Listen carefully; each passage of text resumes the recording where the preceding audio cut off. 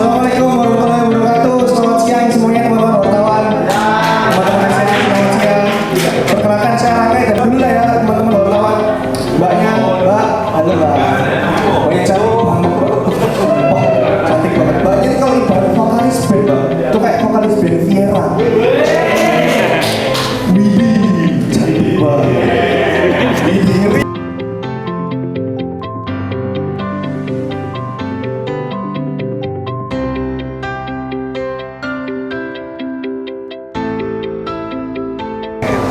Palagan Surabaya. Terima kasih teman-teman sudah kesekian kalinya kita ketemu menghadiri acara rilisnya SSC Surabaya Super Center bersama saya Ihsan Rosidi. Kali ini SSC akan menyampaikan hasil rilis SSC di kota Surabaya, khusus kota Surabaya. Kita tajuki Palagan Surabaya, geliat elektoral menuju 2024. Rilis hasil survei SSC periode Januari 2023. Ya, kita mulai dari metodologi seperti biasa ya. SSC selalu tunduk patuh secara ketat, secara rigid terhadap metodologi survei. Ya, survei dilaksanakan dari tanggal 1 hingga 10 Januari 2023 di 31 kecamatan di seluruh Surabaya. Jadi seluruh kecamatan tercakup pada survei kali ini.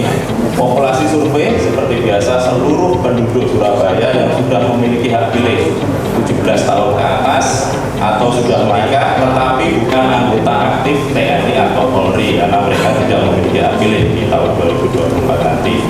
Jumlah sampel 1.200 responden diperoleh melalui teknik pencuplikan secara lamban berjenjang atau multi-stage random sampling. Ya, margin of error kita tetapkan plus minus 2,83% pada tingkat kepercayaan itu 95%. Pengumpulan data dilakukan dengan teknik wawancara dipandu yang visioner yang dibacakan, ya bukan visioner diberikan untuk diisi. Penentuan responden dalam setiap kakak yang kita pilih ya kita random dengan menggunakan teknik Kisgrid. Berikut tahapan pengambilan sampelnya dari seluruh populasi penduduk Surabaya. Kita perkecil lagi menjadi 1.200 responden yang kita bagi secara proporsional ke dalam 31 kecamatan. Kemudian kita pilih kelurahan yang terpilih, lalu RT RW terpilih, kemudian kakak terpilih. Nah, dalam kakak tersebut kita ambil satu responden laki-laki atau perempuan dengan metode Kisgrid tadi. Apa itu metode Kisgrid? Itu panjang penjelasannya nanti. Kalau mau ditanyakan di sesi tanya jawab. Ya, dari mutu kita lakukan secara ketat juga ya, dari sekian puluh dalam konteks survei Surabaya kita menerjunkan tidak kurang dari 90 tenaga lapangan atau surveyor. Itu kita latih dulu selama 1 hari penuh menjadi seorang surveyor yang baik bagaimana. Itu minimal adalah mahasiswa S1. Banyak yang sudah lulus juga, bahkan di survei kemarin itu ada mahasiswa S2 sebanyak 3 orang ya teman-teman yang masih dari. Ya, sebanyak 20% data yang sudah masuk kita cross check, ulang. Jadi kita telepon atau kita datangi kembali responden yang sudah diwawancara oleh petugas untuk memastikan apakah petugas kita betul-betul telah bekerja dengan baik, betul-betul sudah sampai ke rumah itu apa hanya sekedar mengarah. Ya, jadi kita tanya salah satu bapak ibu apakah betul ada petugas kami yang bernama A misalnya telah datang ke rumah ibu melakukan wawancara, bagaimana cara wawancaranya, berapa lama dan seterusnya. Ya, jadi kalau kita temukan ternyata ada petugas yang tidak sampai, itu langsung kita ganti dengan petugas baru untuk melakukan wawancara ulang. Sehingga data yang kita dapat adalah betul-betul data yang baik. Kontrol intensif, jadi setelah data semua masuk, kita olah. Dalam pengolahan itu kita juga melakukan kontrol lagi, jadi data-data yang salah ketik dan seterusnya itu kita perbaiki sehingga akhirnya data tersaji dengan baik, dengan valid dan objektif. Sebagai responden, kita usahakan responden tersebar secara proporsional di setiap kecamatan ya, di setiap dapil, mohon maaf ya. Dari dapil 1 20,4%,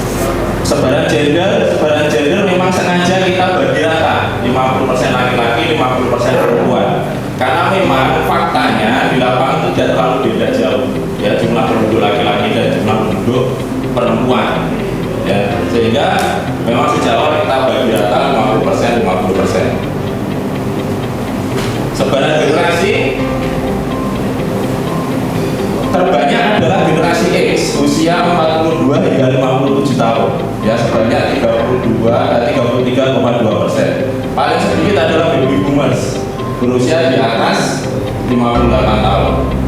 Dan generasi Z 17 hingga 25 tahun sebanyak 22,3%, sementara generasi Y 26 hingga 41 tahun sebanyak 32,4%. Nah, ini komposisinya. Jadi ternyata setelah kita jumlahkan generasi Z dan generasi Y dengan generasi Y, itu generasi milenial 55,2%, sementara baby boomers dan generasi X itu post milenial itu 44,8%.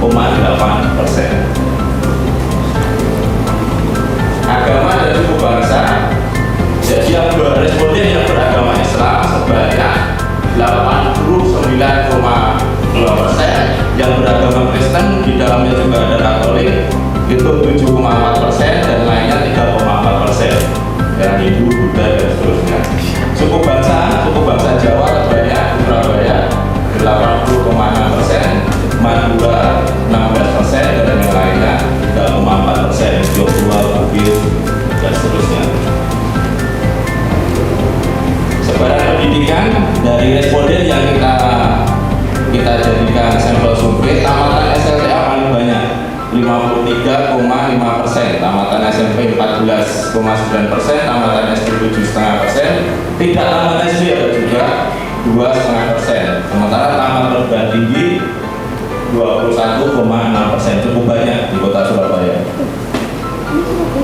Sebaran pekerjaan, responden yang kita survei terbanyak berlatar belakang pekerjaan pegawai swasta, ya 17,1%, ibu rumah tangga 16,1%, ada wirausaha kecil, kios, warung, dan toko 15,9% dan seterusnya. Paling sedikit adalah petani, nelayan, dan petambak 1,1%. Sebaran strata ekonomi, jadi untuk memudahkan saja identifikasi kami sengaja membagi strata ekonomi ini menjadi 3 strata, ya, seperti biasanya. Jadi yang di bawah UMR, di atas UMR tapi di bawah 15 juta dan di atas 15 juta. Nah, terbanyak responden kami itu di bawah UMR sebanyak 59,4%. Yang jumlah penduduk laki-laki dan jumlah penduduk perempuan. Sebaran generasi, sementara baby boomers dan generasi X itu post milenial sebagai anggota ormas keagamaan NU, ya, yang tadi di stand up comedy basis yang lainnya, ya mungkin persis apa ya. Sementara 14,9% yang lainnya tidak menjawab atau tidak ikut salah satu organisasi tersebut. Pertanyaan mengenai kinerja pemerintah pusat dan daerah, ya, ini juga kita tanya kepada responden. Apa jawaban mereka? Sebagian besar responden kita masih puasnya cukup tinggi 76,1%, sementara 55,3% merasa puas terhadap kinerja, tidak puas terhadap Wapres terhadap kinerja. Ada kurang puas 28,2%, 9%, yang kurang puas 27,8%, dan tidak puas juga 4,9%.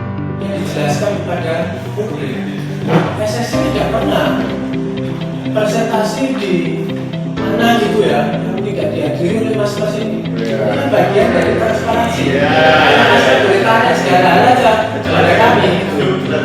Jadi itu bagian dari cara transparansi. Lalu kemudian ada asosiasi juga yang memberi panduan, menjaga rating dan lain-lain kayak gitu. Jadi saya kira permohonan itu permohonan yang wajar.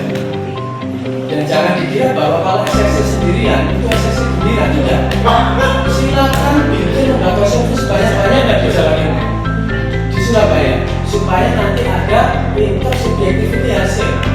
SSC hasilnya 30%, lembaga S 20%. Semakin banyak nanti akan ketahuan yang benchmark mana, yang top mana, gitu. Tadi saya sejauh ini informasi biasa memimpin dengan konteks kita dengan angka 34, lalu kemudian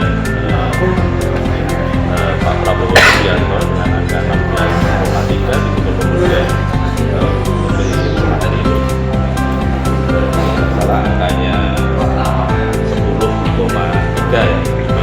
calon-calon yang lain, Baswedan, dan seterusnya. Kami juga memotret elektabilitas calon Gubernur Jawa Timur dari Kofifa masih bertengger kokoh di elektabilitas, disusul calon-calon yang lain. Yang mengejutkan adalah ada nama Bapak Eri Cahyadi yang menohok di urutan ketiga dengan elektabilitas 17%. Ini tentu saja mengejutkan, tapi juga saya kira karena ini adalah hasil kerja Bapak Eri Cahyadi selama memimpin Surabaya 2 tahun terakhir ini, yang kinerjanya dianggap baik oleh masyarakat Surabaya, sehingga dianggap Pak Eri Cahyadi ini pantas untuk menjadi salah satu calon yang akan berkompetisi di pemilihan gubernur di 2024 tanggal 1 sampai tanggal 10 Januari 2023.